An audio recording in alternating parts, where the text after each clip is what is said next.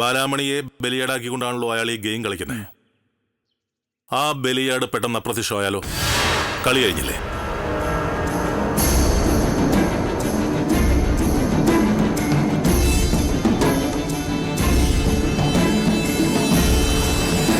So ബാലാമണിയെ നമ്മളിപ്പോൾ താമസിക്കുന്ന സ്ഥലത്ത് നിന്ന് മാറ്റുന്നു, പുതിയൊരു ലൊക്കേഷനിലേക്ക്.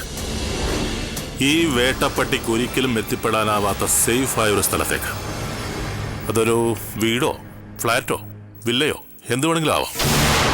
ഹോസ്പിറ്റലിൽ അഡ്മിറ്റ് ആവുന്നത് വരെ ബാലാമണി അവിടെ താമസിക്കുന്നു. അതോടെ നിന്നോടുള്ള ഈ ഭീഷണിയും അവസാനിക്കും. അങ്ങനെ മതിയല്ലേ? അതേ വഴിയുള്ളൂ. The only possible alternative. എന്താ? അല്ല, പക്ഷേ ബാലാമണി ഇതിന് സമ്മതിക്കുമോ? സമ്മതിക്കണം. സമ്മതിക്കാതെ രക്ഷയില്ല. എല്ലാവരുടെയും സമാധാനത്തിനും ഭാവിക്കും അതുതന്നെയാ നല്ലത്. അതെ.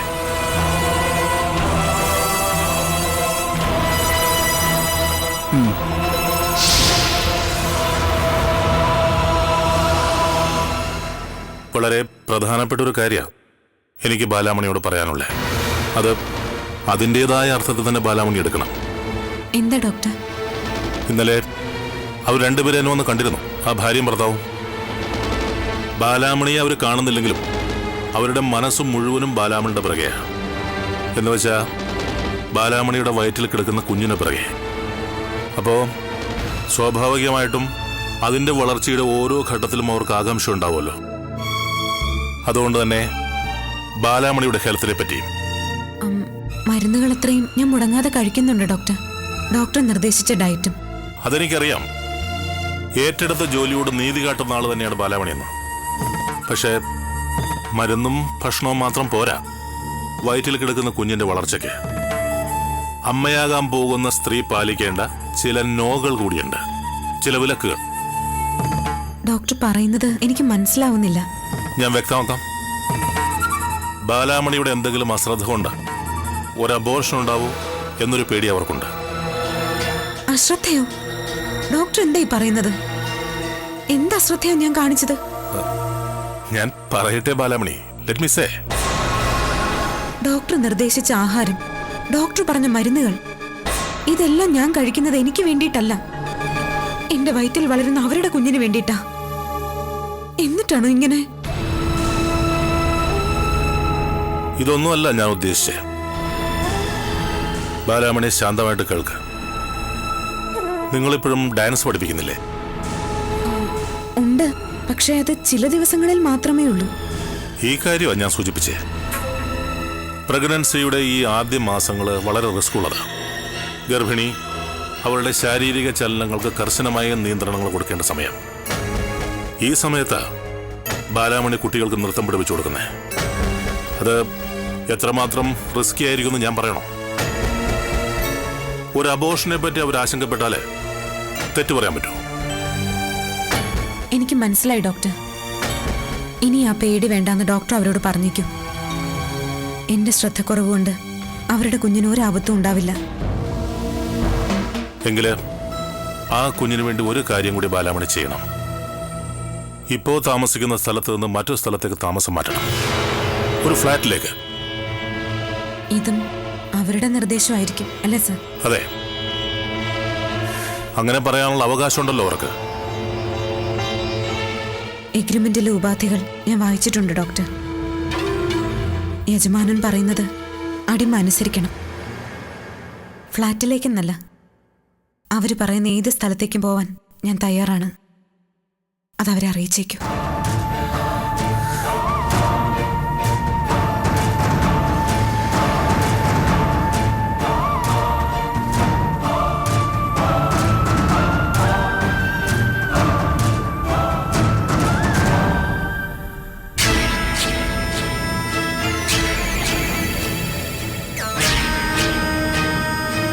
എന്താടി, നിന്റെ ടിക്കറ്റിന് ഫസ്റ്റ് പ്രൈസ് വല്ലതും അടിച്ചോ?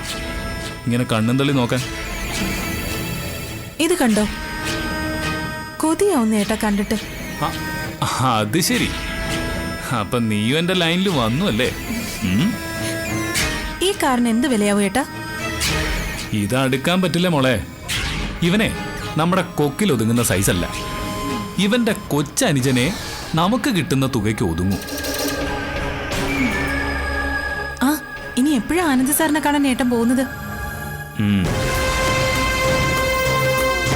അയാളുടെ വിളി കാത്തിരിക്കല്ലേ ഞാൻ. നീ സമാധാനപ്പെട്. 10 ലക്ഷം രൂപ ഇങ്ങോട്ട് കിട്ടിയാൽ ആ നിമിഷം നമുക്ക് ഈ കാറ് ബുക്ക് ചെയ്യാടി.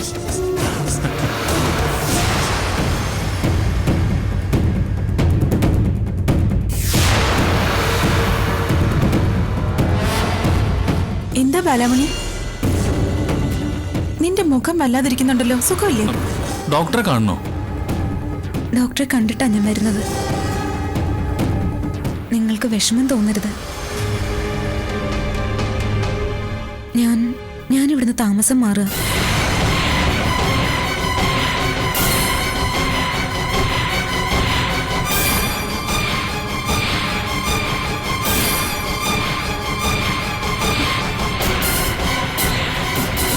എന്താ ബാലാമണി പറഞ്ഞേ?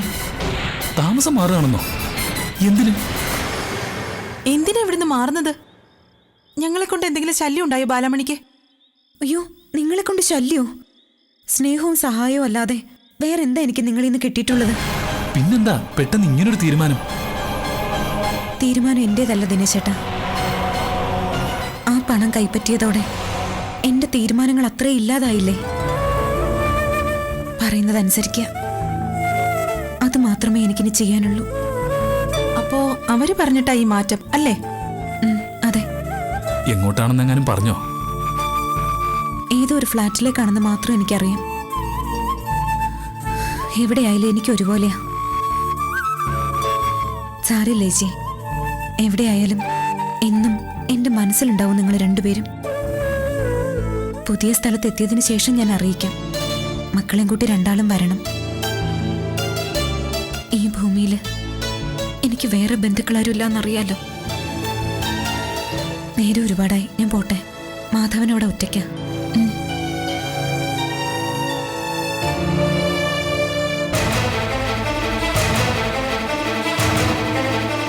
ഇതയാളുടെ ബുദ്ധിയാ. എനിക്ക് കാശ് തരാതിരിക്കാനുള്ള അയാളുടെ വളഞ്ഞ ബുദ്ധി. ബാലാമണി ഇവിടുന്ന് മാറ്റിയ എന്റെ ശല്യം തീരുമല്ലോ. അതാ കണക്ക് കൂട്ടല്. തെറ്റും അയാളുടെ കണക്ക്, തെറ്റിക്കും ഈ ദിനേശൻ.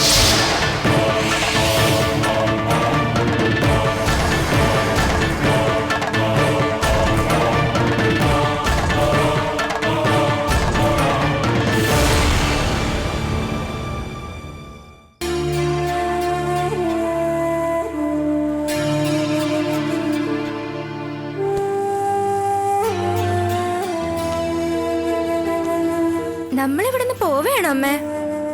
അതെ. ഇനി ഇങ്ങോട്ട് വരെയില്ലേ? ഇല്ല. എങ്ങോട്ടാ പോണേ നമ്മള്? വേറൊരു വീട്ടിലേക്കാ. ഈ വീടിനേക്കാളും വലിയ വീടാ അത്? അറിയില്ല മോനെ, അമ്മ കണ്ടിട്ടില്ല ആ വീട്. ഇതുപോലത്തെ മുറ്റും ചെടിയും ഒക്കെ ഉണ്ടാവും അമ്മേ വീട്ടില്? ഇവിടുത്തെ പോലത്തെ നല്ല കാറ്റ് ഉണ്ടാവും. പൂക്കളും ചെടിയും ശലഭങ്ങളും കാറ്റും ഒക്കെ ഉണ്ടാവും.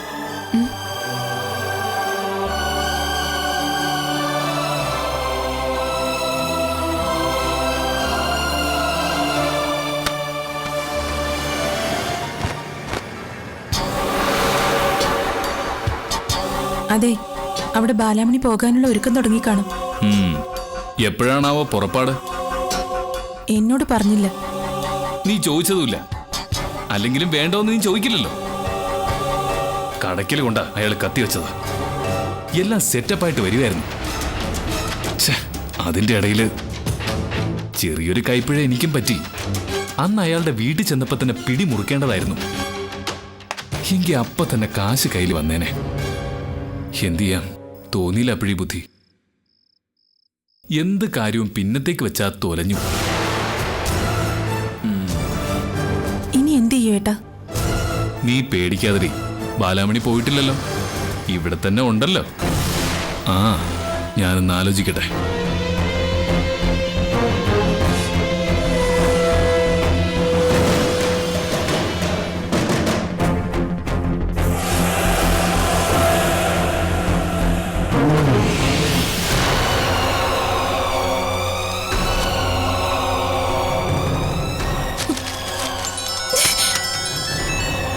ആ പറയടാ.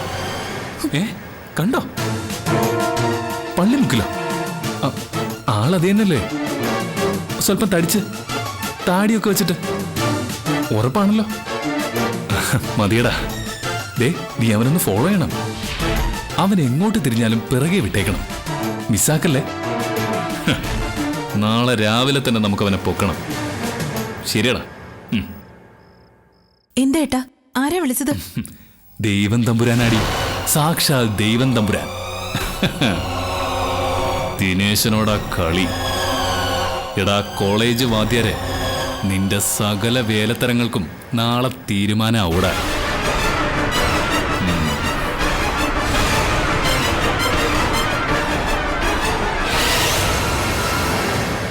ഇങ്ങോട്ട് നടക്കണം. എനിക്ക് അതൊരു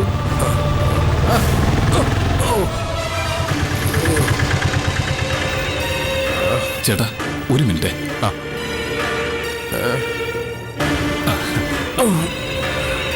ഹലോ, എന്നെ മനസ്സിലായോ? വന്നാട്ടെ. അയ്യോ, അങ്ങോട്ടല്ല, ഇങ്ങോട്ട്. അയ്യോ, വിടല്ലേ. സൂക്ഷിച്ച്. പറയാ, ഈ വണ്ടിയിലോട്ട് കയറിയ പതുക്കെ കയറിക്കോ. ചേട്ടാ വണ്ടി സ്റ്റാർട്ട് ചെയ്തോ? ചേട്ടാ വിട്ടോ. മുമ്പിലോട്ട് മുമ്പിലോട്ട് അങ്ങോട്ടല്ല.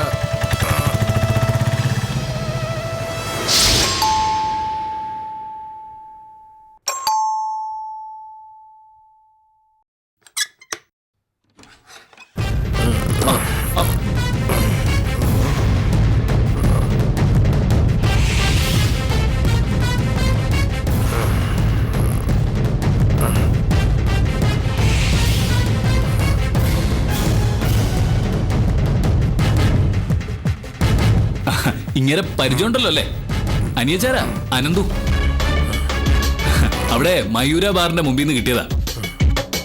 ഇവനെ തനിക്കെങ്ങനെ ഇവനെ? വലിയ മീൻ ചൂണ്ടക്കുളത്തിൽ നിന്ന് ചാടിപ്പോയാ ചെറിയ മീനിനെ കോർത്ത് ആ വലിയ മീനിനെ ഇങ്ങി പിടിച്ചിടും. അതാ ഈ ദിനേശൻ. മനസ്സിലായി കാണുമല്ലോ ഈ വലിയ മീനിന്.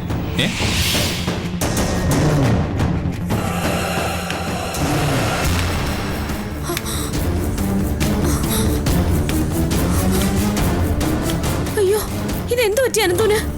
എന്താ ആനന്ദ്? ഞാനൊരു അത്യാവശ്യ കാര്യമായിട്ട് പോകുമ്പോ ഇദ്ദേഹം ആ മയൂര ബാറിന്റെ മുമ്പിൽ കിടക്കായിരുന്നു ഡോക്ടറെ. കണ്ടിട്ട് സഹിച്ചില്ല. നമ്മുടെ ആനന്ദ് സാറിന്റെ സ്വന്തം അനിയനല്ലേ. ഒരു ഓട്ടോയിൽ കയറ്റി ഞാൻ ഇങ്ങോട്ട് കൊണ്ടുവന്നു.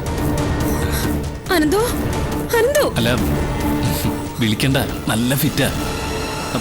എവിടെയാ കൊണ്ട് കിടത്തേണ്ടെന്ന് പറഞ്ഞാ ഇങ്ങോട്ട് പോരൂ.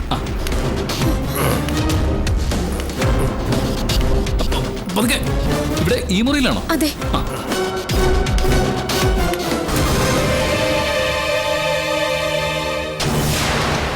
കിടത്തിക്കോളൂ.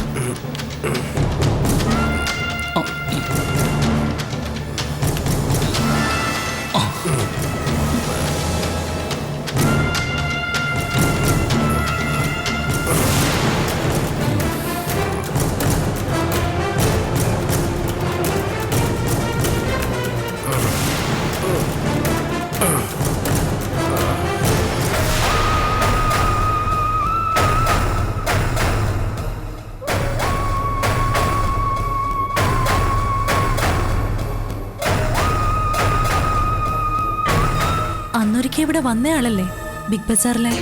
അതെ അതെ, ബിഗ് ബസാറിലെ തന്നെ. പേര് ദിനേശൻ. അപ്പോ ഞാൻ ഇറങ്ങട്ടെ ഡോക്ടറെ? അയ്യോ, നിനക്ക് ചായ എടുക്കാം. അയ്യോ, ചായ ഒന്നും വേണ്ട. ഇതൊക്കെ മനുഷ്യന്മാർക്ക് ചെയ്യേണ്ട ചില്ലറ മര്യാദകളല്ലേ ഡോക്ടറെ? മാത്രമല്ല, ഈ ആനന്ദ് സാറിന് വേണ്ടി എന്ത് ചെയ്യാനും എനിക്ക് സന്തോഷമേ ഉള്ളൂ. അതായിക്കോട്ടെ, ഒരു ചായ കുടിച്ചിട്ട് പോവാം.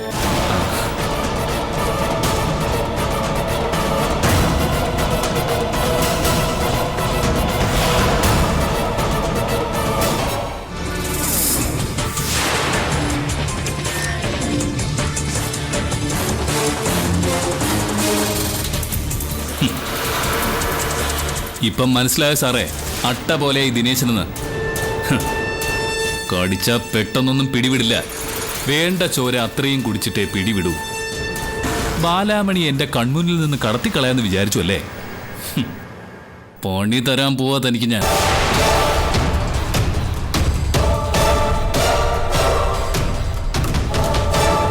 $10 ലക്ഷം തരാന്ന് പറഞ്ഞ് എന്നെ പറ്റിച്ചതിന്, ഈ തറവേല എന്നോട് കാണിച്ചതിന്. ചായയും കൊണ്ട് അവരിങ്ങോട്ടൊന്ന് വന്നോട്ടെ. അവര് മാത്രമല്ല, അകത്താ പൂസായി കിടക്കുന്നവനും എല്ലാം അറിയാൻ പോവുക തന്റെ ഈ കള്ളക്കളി. ദാ ഇപ്പോ. അരുത്, എന്റെ കുടുംബം തകർക്കരുത്. ഞാൻ എന്ത് വേണമെങ്കിലും ചെയ്യാം. ചെയ്യോ? ചെയ്യാം. എന്താ വേണ്ടത്? ആ, എന്ത് വേണമെന്ന് സാറിന് അറിഞ്ഞൂടെ? ശരി, ഒരു മിനിറ്റ്.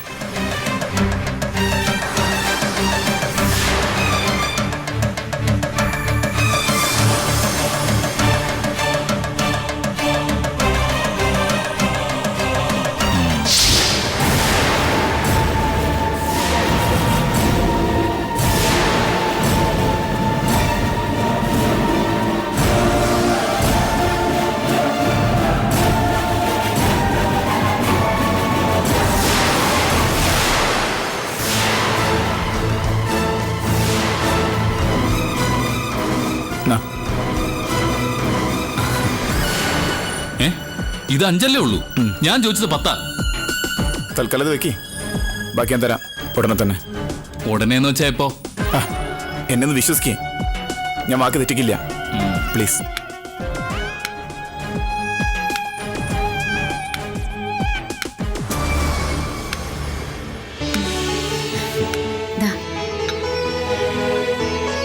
അയ്യോ, നല്ല ചൂടുണ്ടായിരുന്നല്ലോ ചായക്ക്.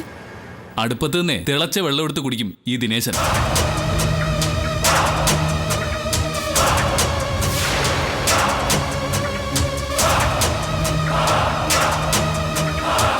പോട്ടെ ഡോക്ടറെ. സാറേ പൊയ്ക്കോട്ടെ. ആ പിന്നെ ആ പയ്യൻ എണീക്കുമ്പോ ഇത്തിരി മോരോ തൈരോ വേണമെങ്കിൽ കൊടുത്തേക്കണം. കെട്ടിവിടട്ടെ.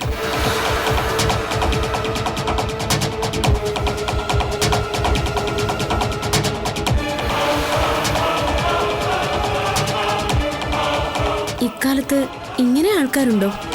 അങ്ങോട്ടൊന്നും പ്രതീക്ഷിക്കാതെ നമ്മളെ സഹായിക്കുന്നവര്.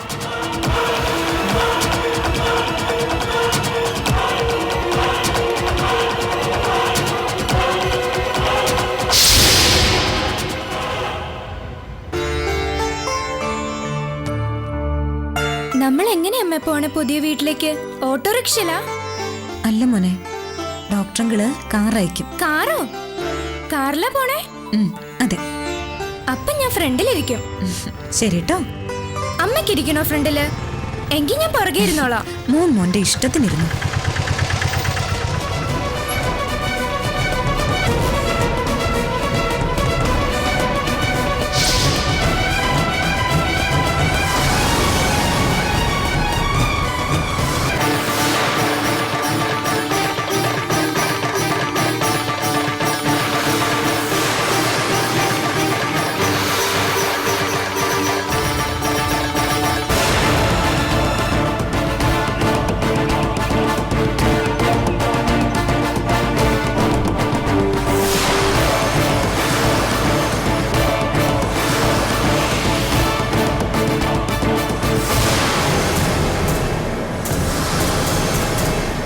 കാറിലാ പോണേന്ന് പറഞ്ഞിട്ട്?